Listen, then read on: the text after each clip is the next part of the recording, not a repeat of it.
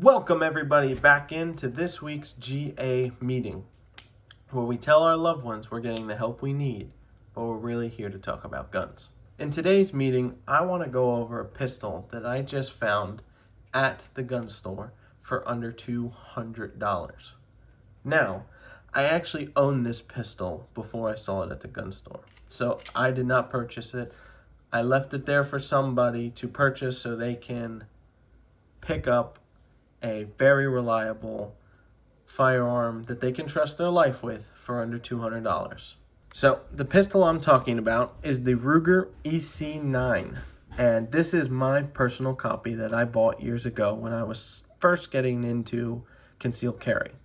Now I have the 9+1 magazine in it, but it does come with the 7+1.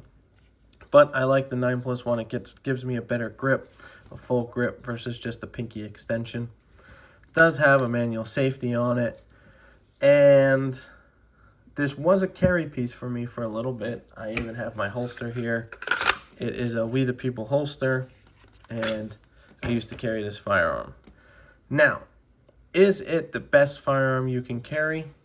No. But I have over 1,000 rounds through this pistol, and I also have an LC9 that has almost 1,000 rounds through it. And between both firearms, I have 0 malfunctions. And the only difference between the LC9 and the EC9 is that the sights are painted instead of just blacked out. That's the only difference. So again, I have many rounds through this firearm with no malfunctions, and I've even shot hollow points through it, and it feeds those just perfectly. So the reason I say that this is not the best firearm to carry is going to be, of course, capacity. Now, my recommendation is you don't carry with this big extension, and you carry with the pinky extension, and that would limit you to 7+1. Now, 7+1 still is not bad in capacity, but when you bring in the SIG P365 that holds 10, flush fit, or the XL that holds 12, or the Glock 43X that holds 10, or you get the Shield mags that hold 15, the FN Reflex that holds 11 flush fit. So you can get a couple more rounds, and you don't need this long extension because when you're carrying, this is the part that will print. So you can get a flush fit, full grip, 11, 12, 10 rounds, even up to 15 in like the Hellcat Pro, or even if you want to go a little bit bigger and get the X Macro that holds 17. So there's a lot of options now for concealed carry micro compacts that I would still consider this a micro compact. It's super thin, super light, very comfortable to carry. When you put this in your waist, you forget that you're even carrying. And that's the whole reason I picked one up, was because of how small, light, and thin it was. But I guess I really wanted just a little bit more capacity. And I went from this to the SIG P365 XL that holds 12+1. And then I had a spare 15 round mag on my hip. And now I carry the X Macro that holds 17+1 with an extra 17 round on my hip. So this kind of just went to the wayside. And I never felt like I should get rid of it because it's always been a reliable piece. And maybe if I go out for a jog or just run into the grocery store to pick up a gallon of milk, I feel like I should do just fine carrying this, and I could slip it in my pants and have no issue. Now, the other big thing that I didn't like about this firearm, and the main reason I switched, was the trigger. The trigger is, well, not that good. It's actually better than what I remember. I remember this trigger being horrible because I haven't shot this gun in probably 2-3 years. But then when I saw it at the gun store, I went and grabbed mine, took it to the range. And so I want to make sure we are clear. It's pointed in a safe direction. And that's all take up right there. and then we push, push, push, push, break. And it's just a very long wall of pushing, push, push, push, push, break. It's very unpredictable. Like, you can't get it to the wall, and you know exactly if I push just a little bit more that that's going to break. You can't do that with this trigger. And then the reset is even worse. So reset, nope, right there.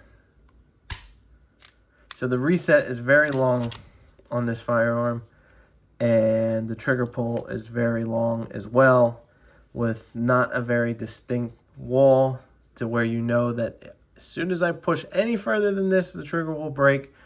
So it leads to a little bit less accurate shots.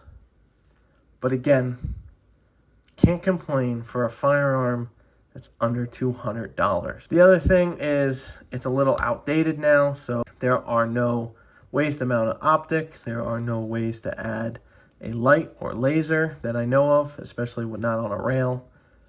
So putting accessories on it is kind of out the window. But again, for under $200, how much can you complain? And the last thing I don't like is, let's just say you have to draw your firearm, and as you draw, you accidentally bump your magazine out. And you don't know because you're in the heat of the moment. You go to pull your trigger. Now you have a locked trigger. You hit the safety real quick. Safety's off. Trigger's still locked. It will not fire until that magazine is seated in the firearm correctly. So, I told you all the good things, and I told you all the bad things about this pistol. And even with all the bad things, I don't think I'd ever get rid of mine. Again, it has been accurate enough to be a close quarter concealed carry piece. It has been reliable enough to shoot over 1,000 rounds and hollow points through it without a hiccup. And I saw this laying in the gun store for $195. So whoever picked that up made out like a bandit. $195 for a firearm you can trust your life on.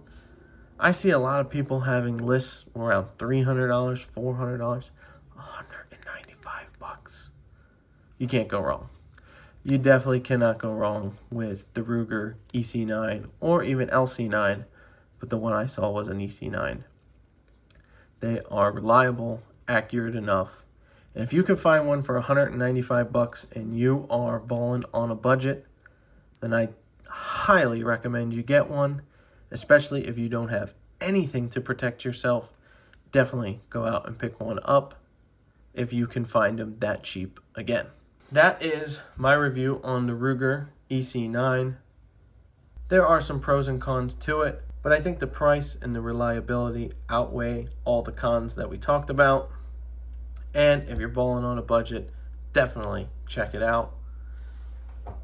If you did make it this far into the video, hit me with a thumbs up. That way I know you guys enjoyed the video. Hey, if you didn't like the content, hit the dislike button. And make sure you hit it twice. That way I really know you didn't like this one. Comment down below if you guys have any firearms that you found for under $200 that have been extremely reliable. I'd definitely like to know what those are. And maybe we can get one on the channel if you guys recommend it enough. Other than that, that's all I got for you guys. Make sure you get down there, hit that subscribe button. We're a new channel here, and that helps us out a lot and grow and our 2A message out there, and hopefully grow the community. And until next week, I'll see you at your next GA meeting. Thanks.